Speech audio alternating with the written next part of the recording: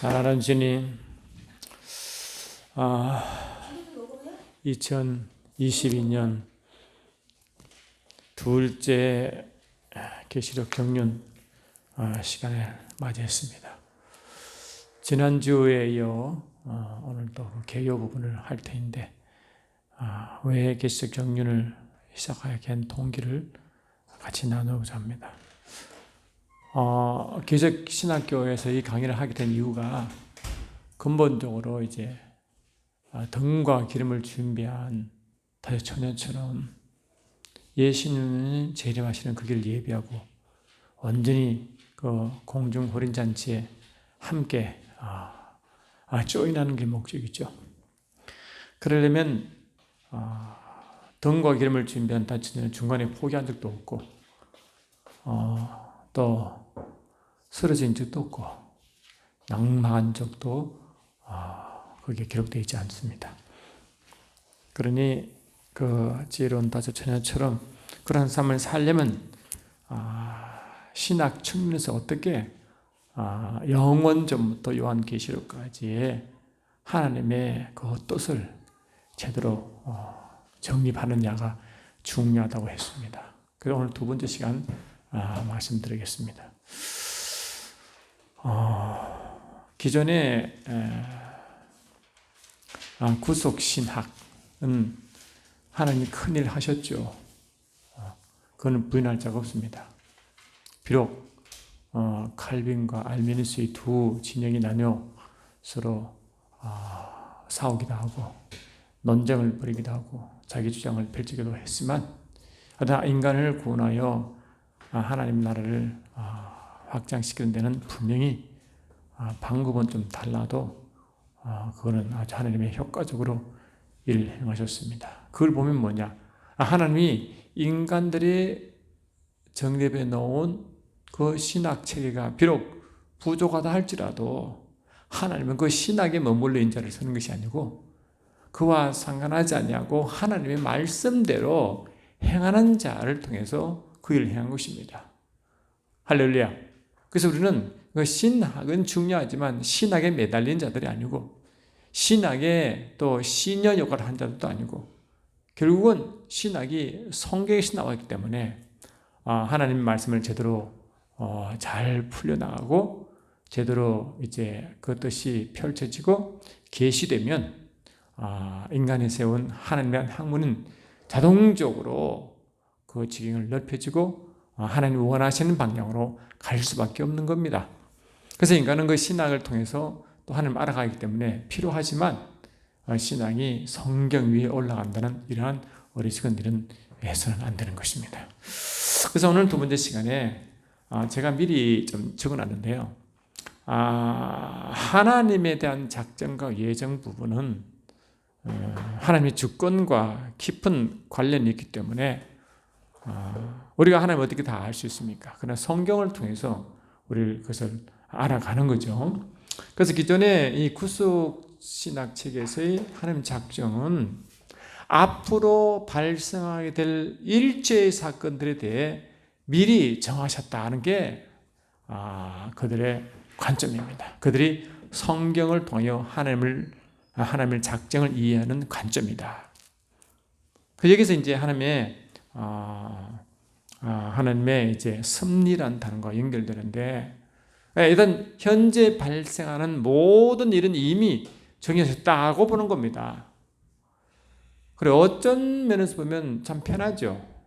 하나님이 하셨네. 속 편합니다. 그런데 과연 그렇게 해서 제대로 이해하는 것은 다른 이야기입니다. 예를 들면 말이죠. 창세기 3장 15절 보면 타락한 천사 마귀가 이제 오실 예수님, 여인의 후손 예수님을 십자가에서 예수님을 이제 죽이는 그 예언을 했죠. 그 원시 예언입니다. 그 계시 그러니까 그 구속 신앙에서 말이죠. 거기에 보면 뭐라 되어 있냐면요. 제가 읽어 드리겠습니다. 창세기 3장 15절에 마귀가 예수님 십자가에 고통당하게 하는 원시 복음에 해당되는 건데 내가 너로 여자와 원수가 되게 하고 내 후손도 내 여자의 후손과 원수가 되게 하리니 여자의 후손은 내 머리를 상하게 할 것이요 너는 그의 발꿈치를 상하게 할 것이라. 이렇게 이제 돼 있단 말이죠.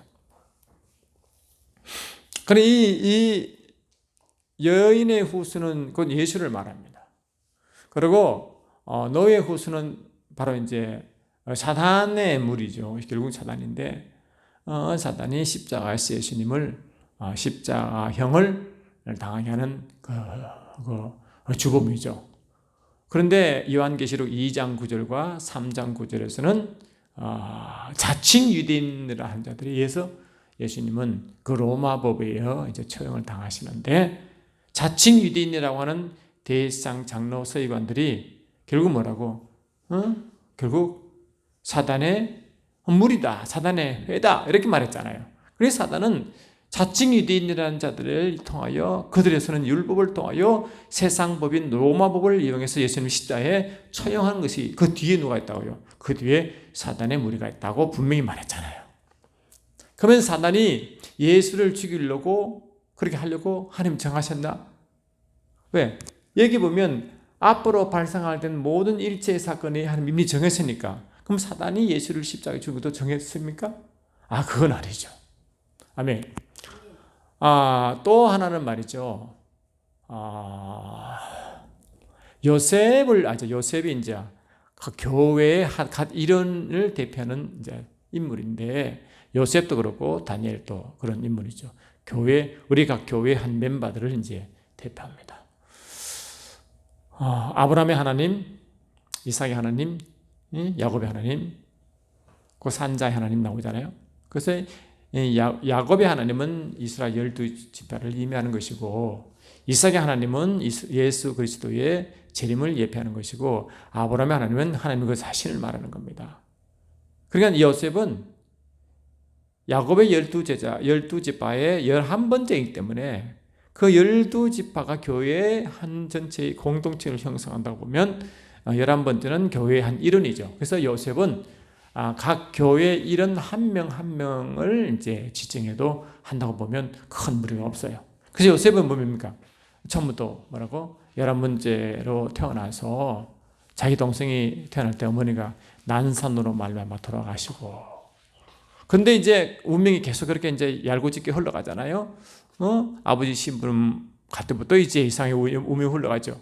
그래서 그 형들이 요셉을 죽이려고 했고 또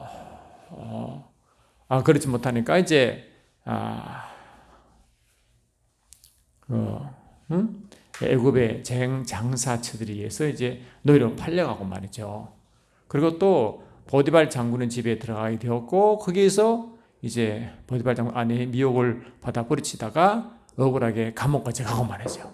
그리고 이제 바로의 눈에 발탁되어 바로의 총리 대신으로 애굽을 살리는 그런 모든 과정이 미리 정해졌다는 겁니다. 그래서 요셉의 그 죽음 사건 또 노예로 팔려가는 사건 이것이 하나님이 정했다는 겁니다. 그게. 여러분 그렇게 생각하십니까? 정했다고 생각하십니까? 그게 뭡니까? 그거 다 하나님의 정하신 섭리라고 말하면 그냥 그래서 아무 논리를 증거하지 않고 그냥 가는 겁니다. 근데 이 요셉의 죽음 사건을 누가 살렸습니까? 하나님이 살렸잖아요. 요셉이 이제 노예로 팔려가 그 보디발 장군의 억울한 누명에서 벗어나게 한 그 모든 과정이 하나님이 도우신 거잖아요. 그 누명 가운데서도 하나님이 계속 이기게 했잖아요. 그러니 요셉의 환경은 계속 안 좋아지는데 그 안 좋은 그 환경을 자꾸 전화위복시키는 분이 누구십니까? 하나님이잖아요. 가는 곳마다 하나님이 역사하셔서 안 좋은 사건마다 하나님이 다시 역사하셔서 그 환경을 바꾸고 자꾸 좋게 만들고 말이죠. 할렐루야. 아멘. 그러니까 하나님이 그렇게 막 구렁텅이 밀어놓으시고 다시 좋게 하시고 이런 이중의 하나님 아닙니다. 응? 놀보처럼 말이죠. 제비 다리를 턱 부르고 다시 약 발라주는 병죽 약주는 하나님 아니시죠. 그래서 하나님은 일어나는 모든 발생 사건이 하나님 다 정하셨다는 것은 굉장한 무리를 따르는 신하 종입니다. 그럼 왜 그런가? 왜 그런가 하니까 하나님이 아담을 창조하실 때, 아담을 창조할 때 우리의 형상대로 우리의 모습을 따라 우리가 사람을 만들고 할 때 그 우리가 삼위일체 하나님이죠. 그 삼위일체 하나님을 그 신적 속성을 가지고 닮도록 만들어놨단 말이죠. 그래서 아담은 하나님을, 삼위일체 하나님을 닮았습니다. 그런데 여러분, 하나님은 원래 자유하신 분이거든요. 그 어떤 것도 하나님을 어떻게 부자유하게 할 수 있는 건 아무것도 없습니다. 하나님은 스스로 행하시고 스스로 결정하시고 스스로 지으시고 스스로 다 하시는 분이기 때문에 그 자유거든요. 근데 그 하나님의 속성인 자유 부분을 아담에게 줬어요. 그것을 보고 하나님 자유의 그 속성을 인간에 주었다 해서 하나님의 자유 속성을 인간에 준 사건을 인간에게 자유의지가 생겼다고 그렇게 말하는 겁니다. 아담을 창조할 때 하나님의 속성대로 지었기 때문에 그 속에 속성 중에 뭐가 있다고요? 하나님의 자유가 있다는 겁니다. 그래서 인간의 자유는 이미 아담을 창조할 때 그 인력이 주신 하나님의 선물입니다. 그리고 그 인간이 사용하는 그 자유에 대해서는 하나님이 주신 것이기 때문에 타치하지 않습니다. 그런데 타치하지 않으시지만 그 책임은 그 자유를 누린 자에 대해 묻는 겁니다.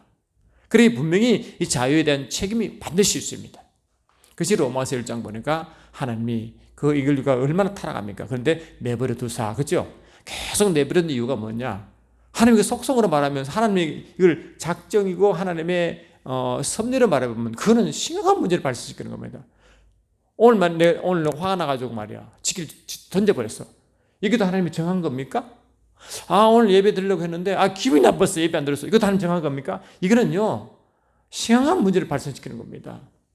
그래서 하나님은 오늘 이제 하나님의 경륜 이야기를 할 텐데 하나님의 경륜에 대한 사건은 그 어떤 피조물에 의해서 영향을 받지 않고 하나님은 주권적으로 일에 행하십니다. 물론 그거는 하나님이 그런 부분은 하나님의 주권적으로 행하시고 정하신 그 목표를 행해서 그냥 하나님이 피조물의 그 어떤 방해와 상태에 상관하지 않냐고 그냥 하나님의 주권대로 밀고 가시는 그거는 있어요. 그 계기는 있지만 이 인생사, 이 피조물 세계에 일어나는 모든 일에 대해서 미리 정하시다는 것은 심각한 오해를 일으킬 수 있는 소지가 다분히 있다는 겁니다. 아멘. 그래서 이렇게 정의된 부분에서는 이렇게 해석하다 보면 이제 인간이 개입될 부분은 거의 없죠. 할렐루야. 그래서 구원 부분도 타락된 구원 부분도 또 인간이 구원받을 사람에 대해서 이 등등이 이미 정해버리기 때문에 그냥 사실 좀 그런 거예요. 그래서 그거를 또 대변하려고 여러 가지 신학 용어를 써서 다시 설명하려고 하지만 이해의 부족을 이해시키려고 하는 그런 시도가 점점점 설득력이 이뤄가는 것을 우리가 볼 수가 있는 겁니다. 그래서 또 예정도 하나님의 작정과 분리시켜서 또 죄에 빠진 인간을 구원시키는 부분을 예정으로 넣어서 또 그렇게 말합니다. 그래 인간이 구원받고 인간이 구원받지 못한 것은 하나님의 특별히 예정 속에 집어넣어 그렇게 그 구원받을 자와 구원받지 못할 자를 예정론 속에 집어넣어 그렇게 해석해버립니다. 그것도 얼마나 큰 무리입니까, 여러분? 그러니까 기존의 신학책에서 말하는 이러한 작정과 예정과 하나님의 섭리 부분과 이런 부분들이 우리가 그냥 성경 안에서도 받아들이기에 너무 힘들고 어렵고 반론을 제기할 수 있는 여지가 항상 남기던 겁니다. 그래서 이 칼빈에 대한 주장이 알미니우스가 반대하고 알미니우스 주장에 칼빈이 굉장히 싫어하는 그 이유도 이런 문제가 늘 상존하기 때문에 신학적으로는 물론 많은 논쟁이 있고 변론이 있고 그랬지만 발전하지 못한 이유가 근본적으로는 그게 있다고 저는 생각하는 사람입니다. 그럼 이것을 어떻게 그러면 우리가 성경에 있는 말씀을 그대로 이해하고 하나님의 성령께서 말씀을 기록하시기 때문에 성령의 감동으로 아버지 뜻을 제대로 알 수 있을까 하는 겁니다. 할렐루야. 그래서 한 성경은 성령의 감동받은 자들이 말씀을 기록했기 때문에 성경의 저자는 이 하나님의 성령이시고 기록자는 인간입니다. 그래서 하나님이 기록하실 때 사람을 통해 기록하실 때 하나님이 성령을 그 사람의 감동 주셔서 그 사람의 성향과 그 모든 문화물을 다 사용하여 기록하시거든요. 그리고 기록물을 딱 보면 그 시대의 문화, 그 사람의 속성을 다 이해해야 아버지 뜻을 이해하는데 굉장히 도움을 주는 겁니다. 할렐루야. 그래서 사도 요한은 하나님의 그 말씀을 어떻게 그러면 제대로 이해하느냐? 그것은 성령의 기름 부으심만이 가능하다. 그리고 성령이 마시면 이 말씀의 원래 뜻이 무엇이고 의도가 무엇인가를 알려주시고 가르치시고 알려주신다. 그 말씀을 그대로 이행하는 자들은 그 말씀을 경험하고 그 말씀을 또 전할 수 있다. 그래서 우리가 이 예수께서 이 땅에 오셨을 때 하신 말씀 중에 하나가 말입니까? 믿음이 너희를 구원하였다 하잖아요. 항상 주님이 이렇게 말씀하십니다. 믿음이 너희를 구원하였느니라. 할렐루야. 믿음이 뭐라고? 너희를 구원하였다. 이래서죠. 그러면 이 믿음이라는 것이 이 기존에 있는 구속 신앙의 두 산맥인 칼빈과 알미니스가 정의가 달라요. 그러니까 우리가 이 성경을 배우고 신학을 배우는 자의 입장에서는 굉장히 헷갈리는 겁니다. 혼돈이라는 겁니다. 그래서 우리는 언제 물론 신학책을 배운다 할지라도 성령의 기름 부으심으로 그걸 깨달아 나가야 됩니다. 아멘. 그리고 신앙을 배워서 아는 게 아니라 참고는 하되 원래 성경이 성령의 기름 부으심과 성령께서 이 주신 것이기 때문에 원천 저자이신 성령의 감동과 성령의 기름 부으심은 이게 첫 번째인 것입니다. 그래서 사도 요한도 이게 뭘 말씀하셨냐니까 이 요한 1서 2장 20절과 27절 보니까 바로 하나님의 기름 부으심으로 그 하나님의 기록하신 그 말씀을 제대로 분별되지고 알려지고 이해되고 그렇게 한다는 겁니다. 할렐루야. 그래서 사도 바울도 이 고린도전서 2장 13절에서도 사람으로 그 말씀을 가르치지 않고 성령으로 말씀을 가르친다고 분명히 말씀하시고 또한 주님도 요한복음 14장 26절에요. 성령 보혜사 성령 오시면 그 말씀을 깨닫게 하시고 장래를 알려주신다고 분명히 말씀하시고 할렐루야. 또한 동일한 성령께서 요한께서는 요한복음 14장 16장 13절로 15절 보니까 성령 하나님은 스스로 결코 행하시나 말씀하지 아니하시고 자기 안에 계신 성령께서는 아들 예수님이 그것을 가르치시고 아들 예수님은 아버지께로 다 받은 것이라고 삼위일체 하나님의 공동적인 말씀을 강조하는 겁니다. 그래서 우리에게 들리신 하나님의 말씀은 성령으로 오게 되는데 그 성령은 스스로 행하지 않으시고 예수 것을 가르치시고 예수님은 아버지를 받은 것이기 때문에 결국 삼위일체 하나님의 것이 우리에게 오는 통로가 성령을 통해서 온다 이는 말입니다. 할렐루야. 그러니까 우리가 이런 말씀을 할 때도 이것을 신학적으로 이해도 필요하지만 먼저 신학이 있기 전에 성경이기 때문에 성경이 쫙 볼 때 성경에서 어떻게 말씀하는지 배우면 그것을 신학의 부분을 우리가 저 폭넓게 이해할 수 있고 또 발전시킬 수 있는 겁니다. 그래서 우리가 이미 잘 아시지만 로마서 8장 10장 17절 보니까 그러니까 믿음은 말하고 들음에서 난다. 믿음은 들음에서 온다. 그럼 뭘 듣느냐? 하나님 말씀인데 그리스도의 말씀이라고 해가지고 그 말씀이 레마라 되어 있어요. 그래 하나님이 성령을 통해서 주신 말씀을 그 순간 들으면 성령에서 역사하셔서 그 말씀을 깨닫게 되고 이해되고 그것이 믿음으로 온다는 겁니다. 아시겠죠? 그래서 로마서 10장 10절의 말씀은 이 레마다. 할렐루야.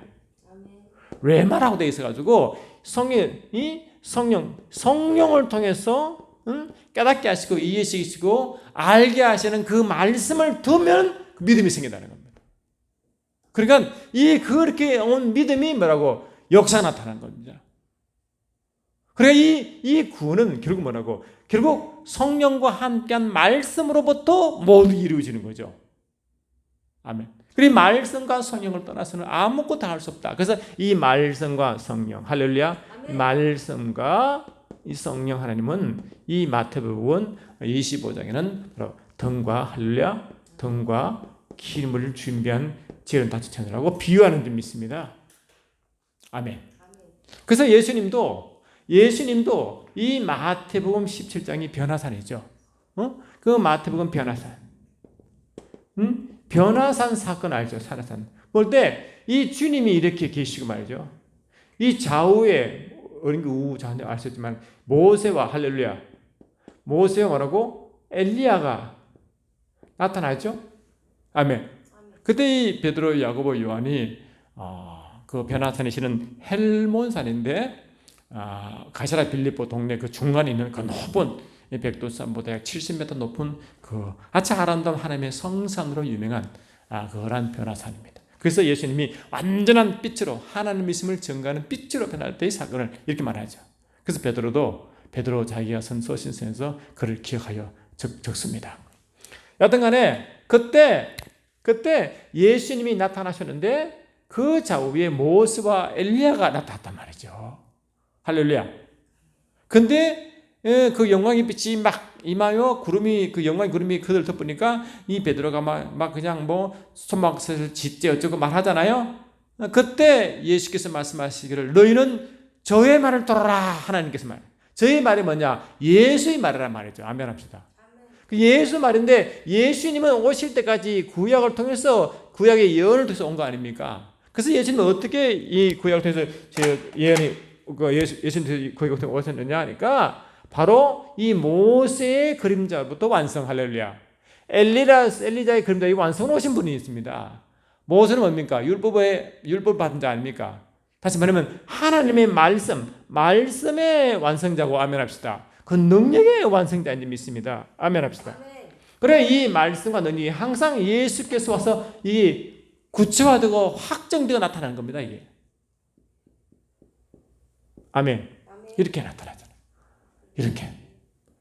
그러니까 우리는 예수님은 결국 이 삼위일체 하나님 진 아버지께서 보내신 받아 이 땅에 오신 분이신데 예수께서 오신 것은 하나님 아버지를 제대로 전하고 하나님이 누구신가를 제대로 전하시고 아버지 뜻을 행하시고 이행하시는 그분이 바로 예수님이란 말입니다. 그게. 아멘. 그 예수께서 오실 때도 그냥 오지 않으시고 아버지가 보내셨는데 어떤 식으로 보내느냐? 성령으로 잉태시키시면서 이 땅에 오게 하다 말이죠. 그 성령으로 잉태되시고 오신 분이 예수님 아닙니까? 아멘. 그렇죠. 그러니까 우리가 이제 우리가 하나하나 이 말씀을 받아갈 때도 그냥 신학에서 배워서 주장하는 그러한 태도의 말씀 증거자와 말씀을 이행하는 자와 할렐루야 그를 참조하되 진조하는 그런가 하여 말씀을 계속 성령 안에서 상가고 성령 안으로 말씀을 다시 분별해 보는 자와 점점 그 시간이 흐를수록 그 말씀의 깊이와 폭은 점점 깊을 줄 믿습니다. 아멘. 그리고 신앙만 계속 배우고 신앙을 주장한 자는요 신학에 매여서 한번 잘 찾아보면요 신학의 시녀가 되어 말씀을 참나 신학의 그러한 신학의 틀에 끼워 맞춰서 말씀 보게 된단 말이에요. 그리고 이런 이상한 반대 현상이 나타나는 겁니다. 반대 현상. 그래 다시 말씀드리면 이 신학이라는 것은 theology라는 하나님을 연구하는 하나의 학문으로 이렇게 우리가 볼 수 있는데 이 신학이 그냥 어디서 원래 성경에서 왔단 말이에요. 성경에서 할렐루야. 성경에서 왔단 말이에요. 그래 이 신학은 성경이 더 열리면 아멘 합시다. 신학은 발전되는 겁니다. 할렐루야. 신학이 고정되어 이것만 천년만년 계속 이걸 우려먹는 게 아니고 이 신학은 성령께서 말씀을 더 열어줄수록 확대될수록 하면 신학이 점점 발전되는 게 원래 맞는 겁니다. 이게. 그리고 주님 오실 때쯤의 신학은 성경에 얻은 바를 거의 비슷하게 해놔야 됩니다. 근데 신학을 공부하지 않은 사람들이 왜 하신다리 예수님은 신학을 연구했습니까? 베드로가 12제가 신학을 연구했습니까? 그런 게 아니잖아요. 이 하나님과의 깊은 관계에서 말씀 그대로 적은 거 아닙니까? 근데 후대들은 적은 말씀이 성경을 통해서 그걸 연구하는 우리가 왔죠. 그러니까 근본적으로 이 출발이 성경과 말씀과 성경을 이 저자이신 성령과 함께 온 그 말씀이고 그 두 분이 아버지 뜻을 계시하며 풀어쓰고 이 땅에 이루어지게 하는 그 뜻이기 때문에 이 성경을 볼 때 반드시 말하고요. 신학의 테두리 안에서 성경을 끼워 맞추지 말고 성경을 통해서 신학을 다시 재확인하는 겁니다. 아시겠죠? 그래서 이 신학을 통해서 성경을 그 프레임 속에 이렇게 이 성경을 신학의 프레임 속에 갖추면 안 되고 아멘합시다. 아멘. 오히려 성경을 통해 신앙을 다시 말하고 이 확인하는 겁니다. 확인. 계속 말하고 그런가 하여 상고하는 겁니다. 상고. 계속 들여다보는 겁니다. 그래서 이것이 맞는 겁니다. 이것이 아닌 것이고. 그래서 자칫 잘못하면 신학의 신녀가 되어 성경을 그들의 신학을 꽤 맞춰서 성경을 보면 안 된다. 자칫하게 이렇게 보게 되면 터널 비전 현상이 나타나. 이 터널 비전이 뭡니까? 이 자기가 보는 관점만 계속 말씀 보는 거죠. 터널 비전의 현상이 나타나 자기가 보는 관점, 자기가 생각하는 거 신학 외에는 안 보이는 겁니다. 그러면 하나님이 원래 계시하시고 말씀하시고자 하는 그 부분이 많이 말하고 삭감되거나 희석되거나 말하지 않게 알려지는 거죠. 아멘. 이러면 신학의 골수분자가 되는 겁니다. 여러분 이것은 참 아주 비참합니다. 이건 주님이 원하지 않으시고 그런 방식을 주님이 싫어하십니다. 오히려 방금 말씀드린 것 같이 성경을 통하여 성경의 성령께서 이 말씀을 풀으시고 이해하시고 알게 하심으로 이 말씀이 그 신학이 계속 발전하도록 만드는 것이지 이 신학이 딱 고착되어 이 신학을 기준으로 계속 말씀을 보려고 하는 시도는 굉장히 위험하게 만든다는 겁니다. 아멘 합시다. 그래서 그런 차원에서 저는 칼빈과 알미스의 주위에 계속 묶여있는 자에 대한 성경 보는 관점을 이제는 그렇게 해서는 안 된다고 보는 겁니다. 아멘 합시다.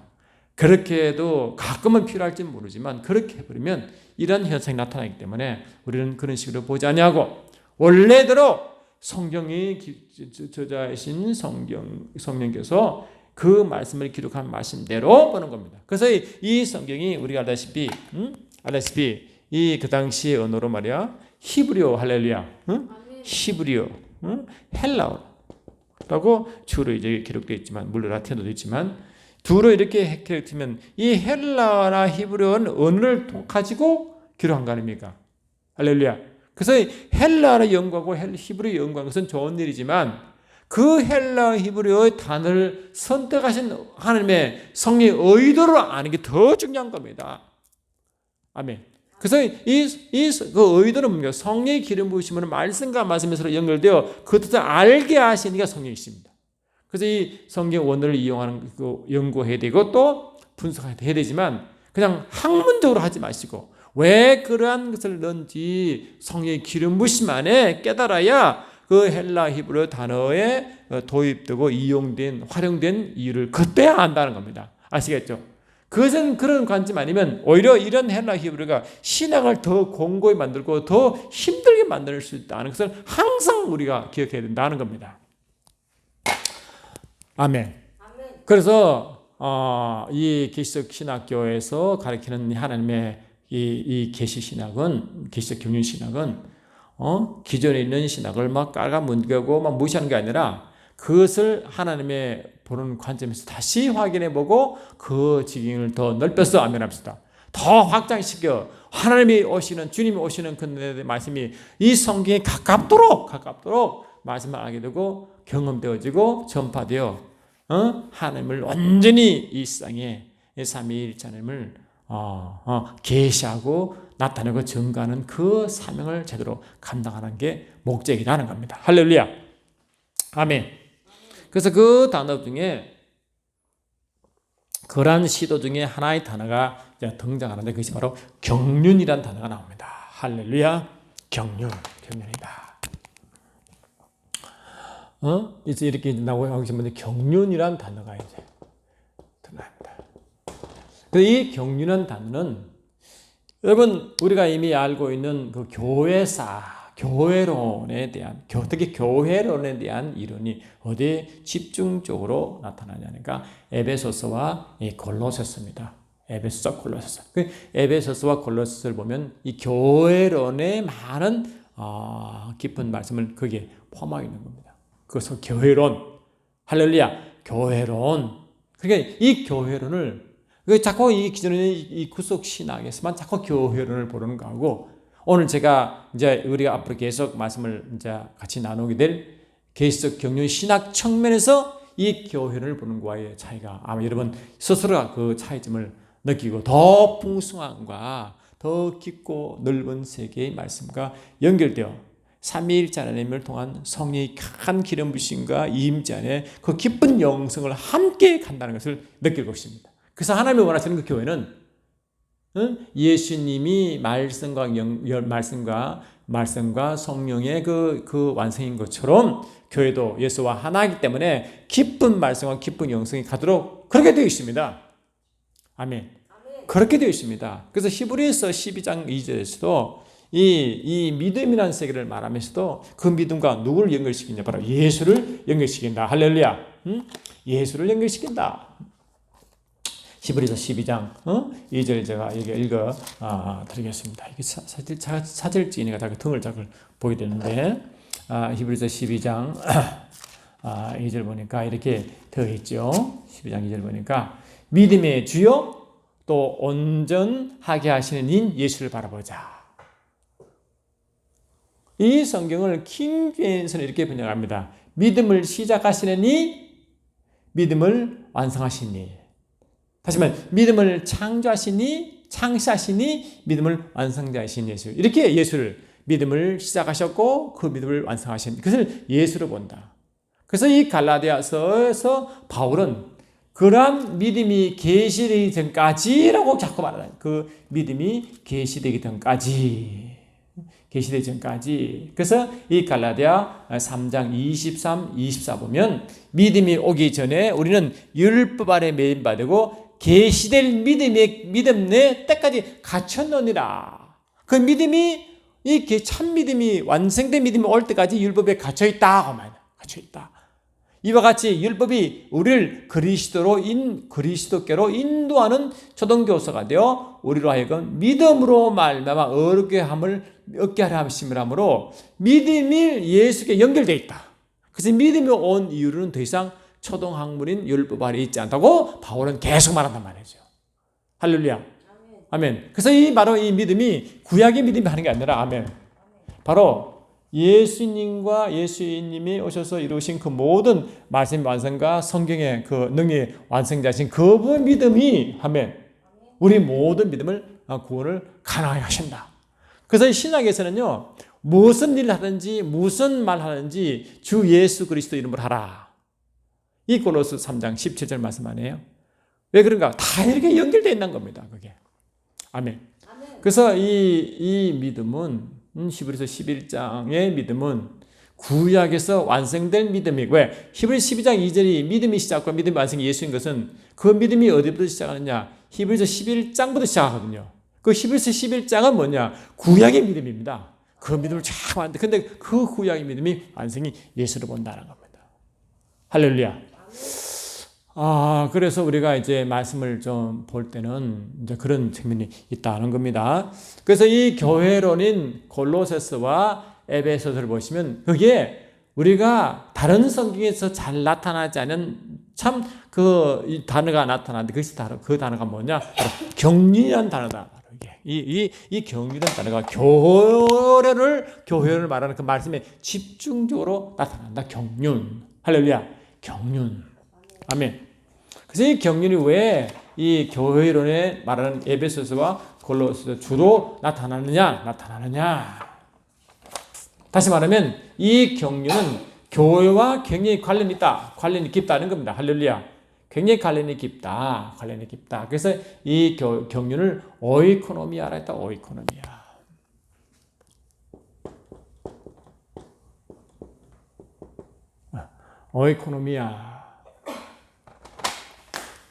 오이코노미아.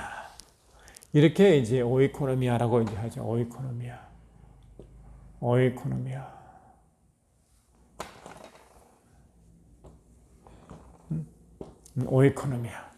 그래서 오이코노미아라고 이제 원어가 되어 있는데 이 오이코노미아가 뭐로부터 왔냐니까 오이코스와 노모스에서 오이코스. 오이코스 노모스에서 왔다. 이 오이코스가 바로 집이라는 의미고 노모스가 이게 바로 이게 율법을 이 법은 벌써 하나님 말씀이죠. 이렇게 왔다. 그러니까 이 경륜은 단어가 이 집과 하나님 말씀, 하나님 법을 다스리고 하나님 법을 선포하고 하나님 법을 이행하시는 그 집과 연결되어 있다. 그래서 이 집이 뭐냐? 이 집이 바로 제가 경륜과 피도석에서 말씀한 것 같이 주님이 히브리서 3장을 보면요, 마음으로 그는 집을 지은 이가 있는 것 같이 집을 지은 이가 있는 것 같이 만물을 지으신 이는 하나님이시므로 집과 만물을 비유하죠. 아멘. 그래서 이 집은 만물을 만다. 만물을 의미한다. 만물. 이 만물이 바로 피조물이죠. 피조계. 그리고 이 피조계 안에 하나님의 말씀이 역사함으로 하면 그 말씀 가운데 이 말씀이 결국 하나님의 계시와 하나님의 뜻과 하나님의 의도와 하나님의 뜻이 들어가 있죠. 아멘. 그 뜻으로 하나님이 그 뜻과 계획을 정하잖아요. 그래 하나님의 뜻과 이 계획이 이제 연결되어 있다. 그래서 이 뜻과 계획이 어떻게 만물과 만물 안에 역사하여 결국 이것이 어떻게 하나님의 뜻과 계획을 아멘 이 뜻과 계획을 이루어가는 그 전체가 이 오이코노미아라는 뜻으로 들어가 있는 겁니다. 할렐루야. 그래서 이 하나님의 뜻과 계획을 나타내는 그 말씀이 이 만물 안에 역사함으로 아멘 하나님이 무언가 뜻과 계획을 이루시는데 결론적으로 말씀하시면 하나님의 뜻과 계획이 뭐냐? 이 피조물을 우리가 알다시피 이 피조물이 왜 존재하는가 우리 많이 했잖아요. 로마서 1장 20절 보니까 모든 피조물은 하나님의 능력과 신성이 그 피조물 속에 들어가 있다. 그리고 이 모든 피조물은 하나님의 신성과 능력을 나타내고 계시한단 말이에요. 안 그래요? 그 피조물 중에 누가 가요? 아담이 있죠. 인간이 있죠. 그래서 피조물 존재가 뭐냐? 하나님의 신성과 능력을 드러내는 겁니다. 증거하고 계시하는 거죠. 그렇죠? 증거와 계시. 이 뜻이죠. 그 증거와 계시, 하나님의 자신의 증거와 계시. 계시가 이제 하나님의 뜻과 굉장히 깊은 관계가 있는데 아멘. 그러니까 이 말씀과 하나님의 뜻과 계획이 뭐냐? 결국 하나님의 증거와 계시, 삼위일체함을 드러내는 자신을 드러내는 겁니다. 아멘 합시다. 자신을 자꾸 드러내. 왜? 그래서 이 모든 경륜은 하나님의 자신을 증거하고 하면 그분을 계시하고 나타내는 하나님의 자신을 위한 것입니다. 위함이다. 인간을 위한 게 아니라 피조물을 위한 게 아니라 이 모든 피조물을 통하여 뭐라고? 하나님의 자신을 위하여. 아멘. 하나님의 이름을 위하여. 아멘. 하나님의 영광을 위하여. 하나님의 명예를 위하여. 이렇게 말할 수 있다. 그러니까 이 경륜은 결국 하나님의 자신을 위하는 하나님의 이 전체 계획이신데 피조물 가운데 하나님이 일을 하시는 것이다. 아멘. 그 모든 피조물은 결국 하나님을 계시하고 증거할 원래 목적이 있는데 특히 사람에 대해서는 이걸 어떻게 표현하느냐? 사명이라는 단어로 표현된다. 아멘 합시다. 그래서 사람에게는 어떻게 표현되느냐? 사람에게는 어떻게 표현되냐니까 이게 사명이라는 단어로 표현된다. 근데 희한하게 말이에요. 사명이라는 단어가 나중에 뭐와 연결되느냐? 사명과 직분으로 연결되고요. 할렐루야. 청지기와 연결되고 아멘 합시다. 이것이 뭐라? 결국 경륜과 동일한 단어입니다. 안 놀라워요? 야, 인간은 특히 모든 피조물은 하나님을 계시하고 그 하나님을 증거하고 그분의 이름과 영광과 명예를 높이고 나타내고 이런 일을 하는데 그 중에 피조물 중에 인간이 있잖아요. 근데 인간에게는 그런 단어를 어떻게 쓰느냐? 사명이라는 단어를 쓴다는 겁니다. 아멘. 성령으로 우리가 구원받고 성령으로 우리가 주신 이유가 예수를 증인되게 하는 거 아닙니까? 이스라엘 백성을 택한 이유도 여호와의 증인되기 위한 거 아닙니까? 만물을 지으신 이유도 그분의 영광을 위한 거 아닙니까? 그렇죠? 다 연결되죠? 그러니까 그것을 인간에게 특히 사명이라는 단어를 쓰는데 그걸 다른 말로 직분이라는 단어를 쓰고 그걸 청직이라는 단어를 쓰는데 직분과 사명과 이 청직이라는 단어가 원어적으로 경륜과 동일한 단어다. 안 놀랐습니까? 안 놀라우냐고요? 야, 신기하네, 그게. 이 경륜이라는 단어가 어떻게 사명과 직분과 청직이 왜 단어와 같은 단어냐? 오이코노미아를 쓴다는 겁니다. 오이코노미아. 이런 부분을 우리가 이 강구하면 안 됩니다. 그래서 이 오늘은 뭐냐? 경륜이 어떻게 출발해 가느냐를 설명하는 거야. 경륜이 이렇게 해서 출발해 가는구나. 근데 이 경륜 단어가 이 교회론이라는 것은 에베소서와 골로새서에 집중 나타나고 또 하나가 이 디모데전서 또 디모데전서 1장 4절에도 한번 나오지만 다른 성경에서는 사명, 직분, 청직이라는 단어로